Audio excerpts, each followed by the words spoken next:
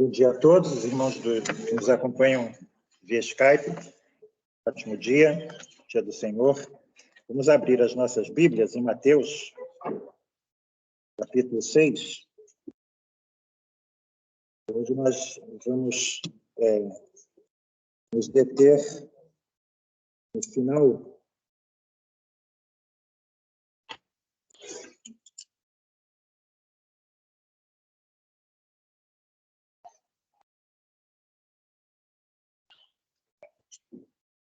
dessa grande mensagem que o Senhor nos legou aqui a partir do verso 25, né? Mateus capítulo 6, os versos 25 em diante. Hoje nós vamos nos deter no verso 34. Mas eu gostaria de ler mais uma vez esse bloco, que é digno de ser memorizado por nós, né? Eu memorizei na versão da Aaron muitos anos, e seria bom que os irmãos guardassem essas palavras do Senhor Jesus. Ele diz aí, né?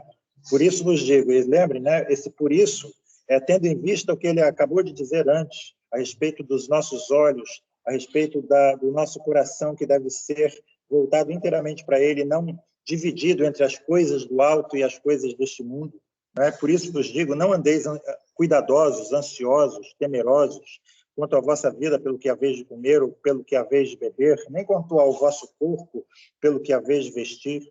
Não é a vida mais do que o mantimento, o alimento, e o corpo mais do que o vestuário? Olhai para as aves do céu, que nem semeiam, nem cegam, nem ajuntam em celeiros, e vosso Pai Celestial as alimenta. Não tendes vós muito mais valor do que elas? E qual de vós poderá, com todos os seus cuidados, acrescentar um côvado à sua estatura, ou seja, um ditado popular da época que significa prolongar a sua vida por um momento sequer? E quanto ao vestuário, por que andais solícitos? Olhai para os lírios do campo, como eles crescem. Não trabalham nem fiam. E eu vos digo que nem mesmo Salomão, em toda a sua glória, se vestiu como qualquer deles. Pois se Deus veste assim a erva do campo, que hoje existe e amanhã é lançada no forno, não vos vestirá muito mais a vós, homens de pequena fé, de pouca fé? Não andeis, pois, inquietos, dizendo que comeremos, ou que beberemos, ou com que nos vestiremos, porque todas estas coisas os gentios procuram. De certo, vosso Pai Celestial bem sabe que necessitais de todas estas coisas. Mas buscai primeiro o reino de Deus e a sua justiça, e todas estas coisas vos serão acrescentadas. Não vos inquieteis, pois, pelo dia de amanhã, porque o dia de amanhã cuidará de si mesmo, basta a cada dia o seu mal. Deus possa abençoar a exposição, a leitura e a exposição da sua palavra, como nosso irmão pediu ao Senhor. Irmãos, obrigado.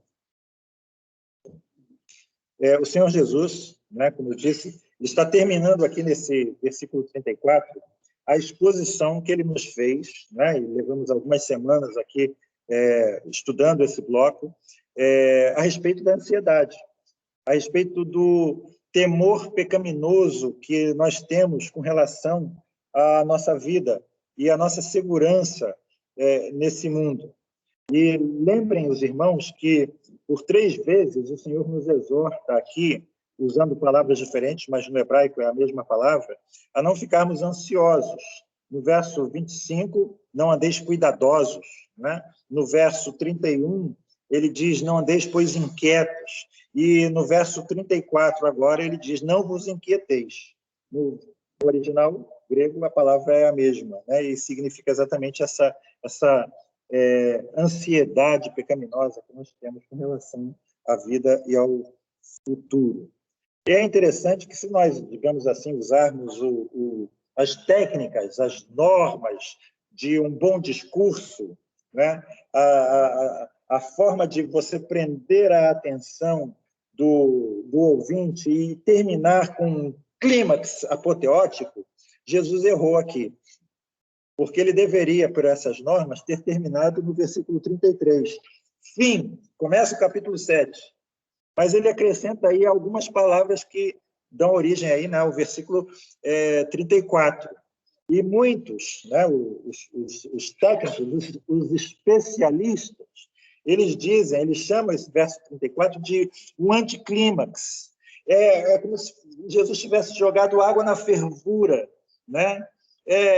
Ele deveria realmente ter terminado com palavras melhores, mais estimulantes, digamos assim, mas ele prosseguiu e acrescentou aí esse verso 34. E por que razão Jesus não parou no verso 33? Nós sabemos, né, e nós cremos firmemente que nosso Senhor nunca proferiu nenhuma palavra ociosa. Ele não papagueou coisas sem sentido. Né? Então, Jesus aqui, ele diz coisas muito importantes para nós. Né? A nota adicional aqui é que o futuro e também, de certa forma, o passado, né? Todos esses aspectos do tempo foram incluídos nessa questão da nossa ansiedade. Jesus ele está dizendo aqui, por que você vai ficar ansioso com relação ao futuro? E ele diz, o amanhã vai trazer os seus próprios cuidados. Cuide do dia de hoje. O dia de hoje tem mal o suficiente para você tratar. E, mais uma vez, irmãos, como nós temos batido nessa tecla ao longo dessas semanas, e isso é realmente importante, a gente precisa estar convictos disso. Você precisa ter essa convicção de que a ansiedade, e é isso que Jesus está nos dizendo, a ansiedade com relação ao futuro não produz nada de bom. Não redunda em nenhum benefício real para você. Não adianta nada você ficar ansioso. Você não produz nada ficando preocupado, ansioso, a não ser desperdício de energia. E talvez uma daquelas chamadas doenças psicossomáticas. Eu achei interessante, eu fui pesquisar, né, as doenças psicossomáticas, e vou dar aqui uma listinha curta, porque tem muita coisa a mais. Quem sabe você se enquadre aqui. Doenças psicossomáticas, nem sempre elas são produzidas por ansiedade, mas quem sabe você reconheça que algumas coisas que você possa estar passando no seu corpo tenha sido produzido por ansiedade.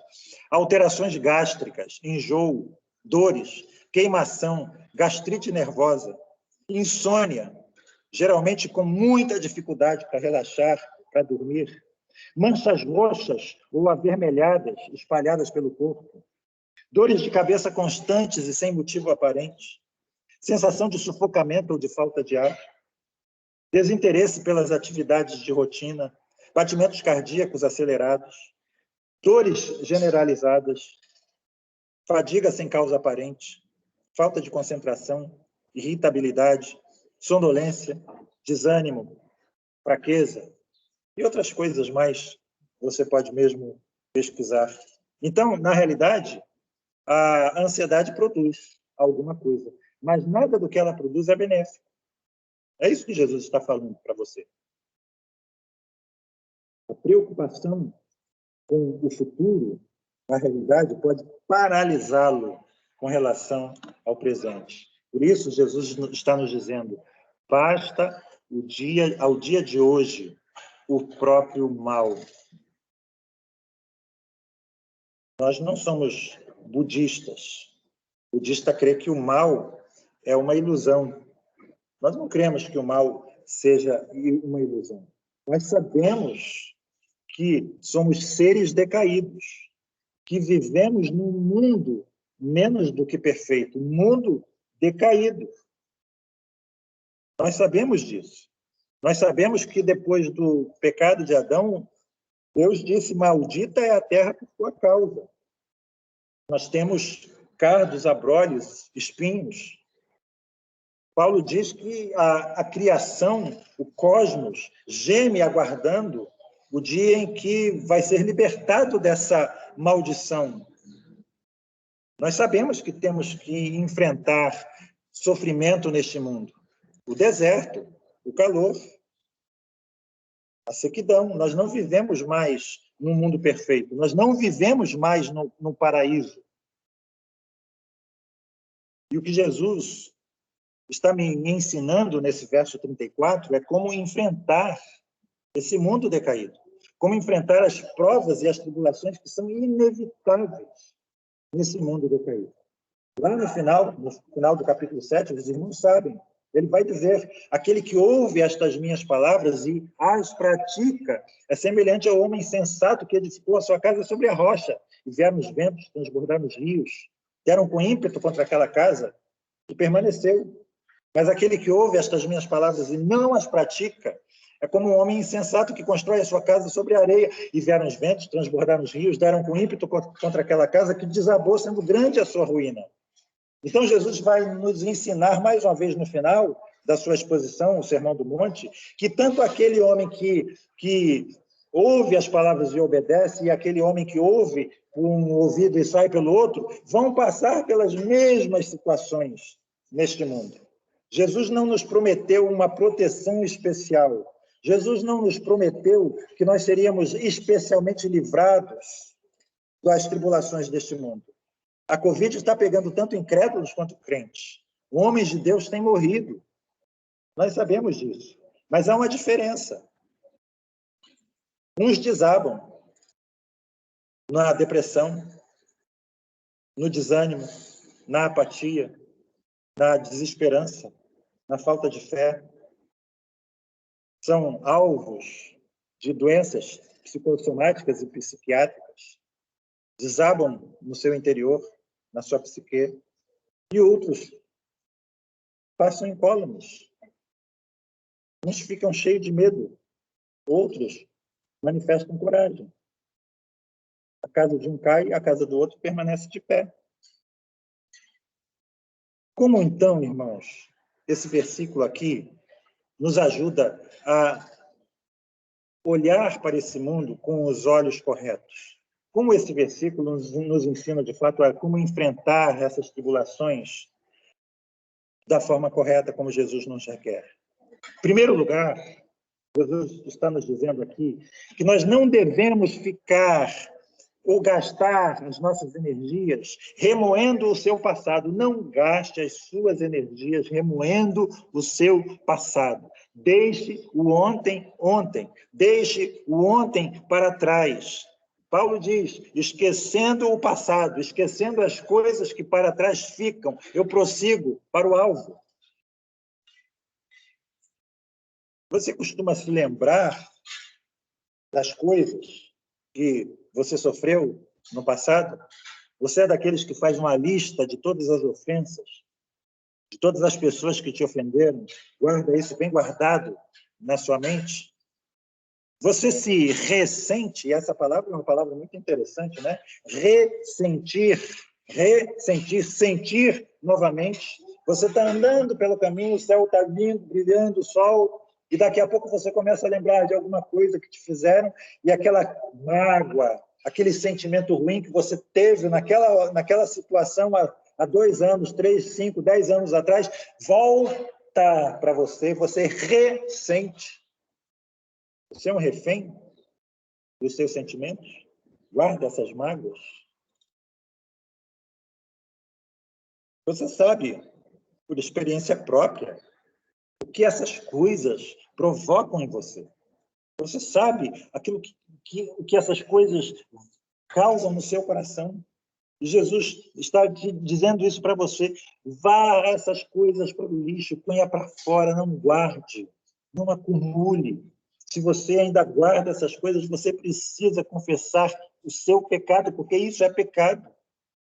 Pedir a Ele que te ajude a tirar essas coisas de você. Lembre-se do dito de Lutero, você não pode impedir que um passarinho esvoasse sobre sua cabeça, mas você pode impedir que ele faça ninho na sua cabeça. Você pode rejeitar estas coisas, você pode abrigar estas coisas, alimentar estas coisas de tal forma que ela vai se tornar mais forte do que você e vai dominar você. Você precisa entender que você precisa dar a estas coisas um tratamento precoce. Né?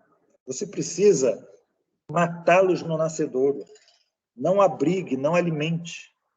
Segundo lugar, Jesus está me dizendo nesse versículo 34 que você também não precisa gastar desnecessariamente as suas energias se preocupando com aquilo que ainda não aconteceu. Tem um ditado no latim que vocês conhecem, carpe diem, né? Carpe diem, aproveite o dia. Aqui está, estamos aqui, o dia de hoje. O dia de hoje é o único dia que realmente existe. É esse dia aqui que nós estamos agora nele, vivendo. O dia de ontem já não existe mais, já passou. O dia de amanhã ainda não existe. Cada dia tem a sua própria cota de problemas. E Jesus disse, satisfaça-se com a sua cota diária. Os seus ombros serão fortalecidos pelo Senhor para este dia. Para este dia somente. Lembra que os católicos não gostam muito dessa palavra somente? Nós somos salvos pela fé somente. Eles dizem, a Bíblia não usa essa palavra somente, mas a gente usa para dar ênfase, que é só por ela. E aqui é a mesma coisa. O Senhor fortalece os seus ombros para este dia somente. Não se sobrecarregue desnecessariamente, não se esgote desnecessariamente. Nós que estamos lendo a Bíblia, né, com os comentários, acabamos de passar pelo Salmo 119, lâmpada para os meus pés e a tua palavra e luz para os meus caminhos. Lembram do comentário que eu enviei para vocês, os que têm os que fazem parte do grupo? Essa lâmpada era aquela lamparina pequenininha, não havia postos nas ruas de Israel naquela época, né? Não havia energia elétrica, não havia iluminação pública. Então, quando a pessoa saía à noite, ela precisava levar aquela lamparina. Mas aquela lamparina era uma lâmpada suficiente somente para o próximo passo. Ela não iluminava lá longe. É passo a passo, dia a dia. Há um princípio escondido aqui, irmãos. Há uma pepita de ouro escondida aqui. Nós precisamos aprender a dividir a nossa vida em períodos de tempo. Você já aprendeu isso? Você já aprendeu a dividir a sua vida em períodos de tempo? Abra em João capítulo 11, e você vai ver o verso 9, Jesus dizendo algo importante. Lázaro morreu e Jesus, ele decide ir a Betânia. Os discípulos ficam com medo. O que vai acontecer com a gente lá? O que o futuro nos reserva? Mas Jesus respondeu a eles como? Primeira frase do verso 9. Como está escrito? Como leis? Não são 12 as horas do dia? Né? Não são 12 as horas do dia? Basta o dia de hoje, o seu próprio mal. Vocês sabem que nós temos um grupo, agora aqui, nós estamos abrigando um grupo de neuróticos anônimos, né? E eles têm aqui uma literatura, 7 lemas de NA, e o último lema é só por hoje. Só por hoje. E ele diz assim, limitemo-nos a fazer propósitos por um dia apenas. Justamente o dia que estamos vivendo, o dia de hoje. O de ontem já vivemos, quando ele era hoje. O de amanhã, quando chegar, será hoje novamente. Se aplicarmos o que é sugerido, estaremos, por assim dizer, cortando a vida em pedacinhos mastigáveis. Não são 12 as horas do dia? Aprenda a dividir a sua vida em períodos de tempo. Aprenda a cortar a sua vida em pedacinhos mastigáveis.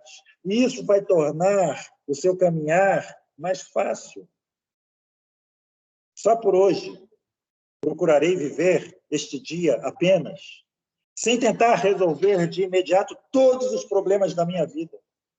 Por 12 horas, serei capaz de fazer coisas que me fariam desanimar se eu me comprometesse a fazê-las pelo resto da minha vida. Só por hoje serei feliz, admitindo assim ser verdade o que disse Abraham Lincoln: as pessoas são, em sua maioria, tão felizes quanto decidam ser. Só por hoje ajustar-me-ei à realidade sem procurar fazer com que tudo se ajuste aos meus próprios desejos. Aceitarei o que o destino me reservar e a isso me adaptarei, porque nós sabemos que as tuas mãos dirigem o meu destino, como nós costumamos cantar. Só por hoje procurarei fortificar a minha mente, estudarei, aprenderei algo proveitoso, não serei um ocioso mental, lerei alguma coisa que exija esforço, raciocínio e concentração. Só por hoje serei agradável. Só por hoje manterei uma aparência tão boa quanto me seja possível. Só por hoje falarei com suavidade, serei cortês. Só por hoje não tentarei melhorar ou corrigir a ninguém mais do que a mim mesmo.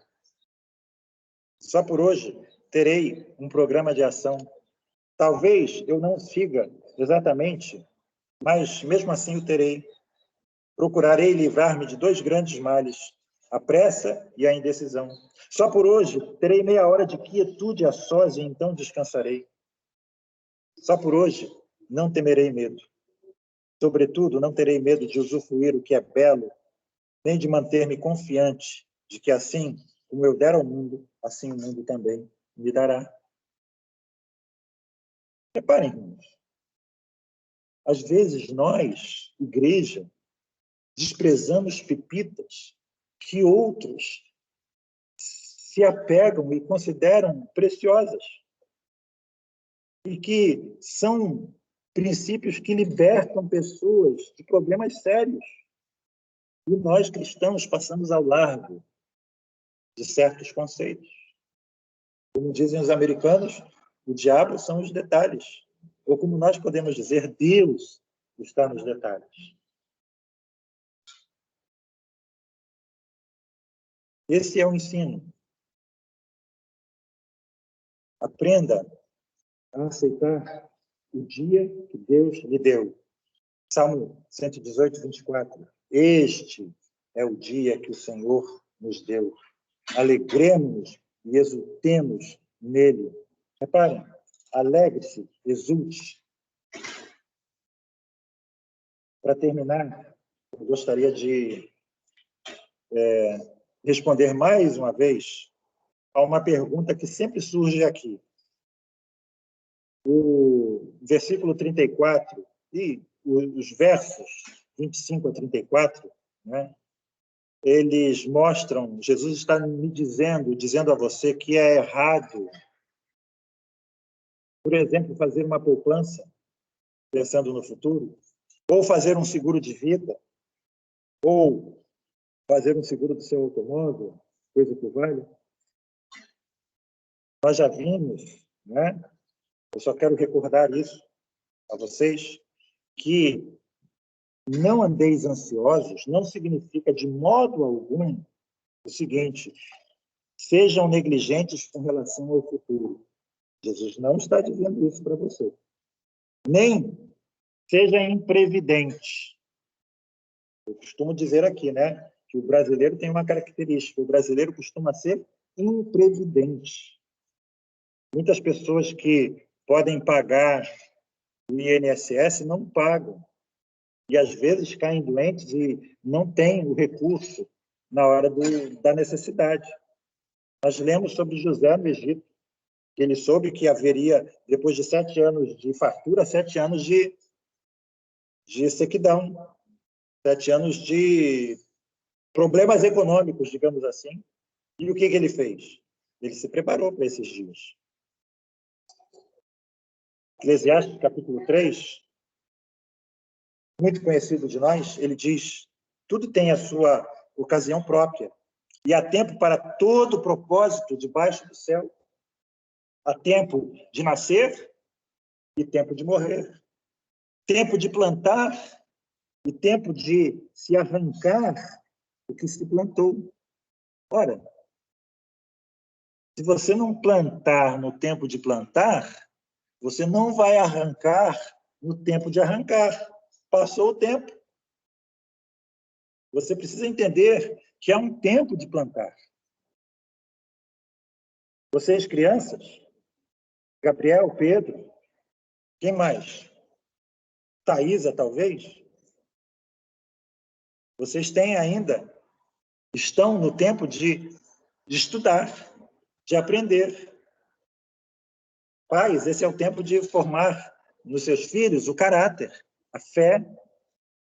Jovens, vocês estão agora no tempo de casar, de formar família, de trabalhar, de se desenvolver nos talentos que Deus lhes deu, o mais possível. E assim sucessivamente.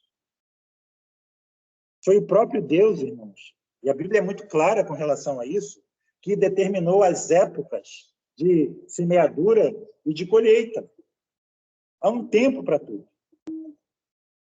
E quando plantamos, todos nós estamos corretamente, justamente pensando no dia em que haveremos de colher. Porque nós não vamos conseguir colher aquilo que não plantamos. Tanto para o bem quanto para o mal. Quantos hoje, muitas vezes, sofrem porque há 10 anos ou 20 plantaram mal? Plante, você vai colher o que você planta. Lança o teu pão sobre as águas. Reparte com 10, com 20, depois de muitos dias você vai achá-lo novamente. Em certo sentido, irmãos, tudo aquilo que fazemos é uma semeadura para o futuro. É uma plantação para o futuro. E é dessa forma que nós precisamos viver as nossas vidas, em harmonia com a ordem da criação dada pelo próprio Deus. Faça aquilo que é da sua responsabilidade e deixe alegre, prazerosamente, confiantemente, aquilo que é da responsabilidade de Deus nas mãos de Deus. Não se preocupe com o seu futuro. Lembra do Salmo 37? Entrega o teu caminho ao Senhor. Confia nele. O mais, ele fará. 3 verbos. Entrega, confia, fará. 2 verbos dizem respeito a você. Entrega, confia. 1 verbo diz respeito a Deus. Fará. O que ele fará se você entregar o seu caminho e confiar nele? O mais. O que é o mais? É isso aqui. Busque, em primeiro lugar, o reino de Deus e a sua justiça, e todas estas coisas serão acrescentadas. Faça a sua provisão legítima para o presente. Lembre-se do dito protestante: trabalhe, poupe, dê alegremente, confiantemente. E você vai poder dizer que o Salmo 37, 25 diz: fui moço e agora sou velho, porém jamais vi o justo desamparado, nem a sua descendência a mendigar o pão. Lembre-se que Davi não disse jamais vi um membro de igreja, mas Davi disse jamais vi um justo. E se você pertence a Cristo, se de fato você pode dizer que Deus é o meu Pai celestial, então estas promessas pertencem a você. Viva de acordo com aquilo que Deus lhe deu. Possa o Senhor abençoar a sua vida, abençoar o seu coração, transformar-nos de dia em dia na imagem do seu Filho Jesus. Amém. Pai celestial.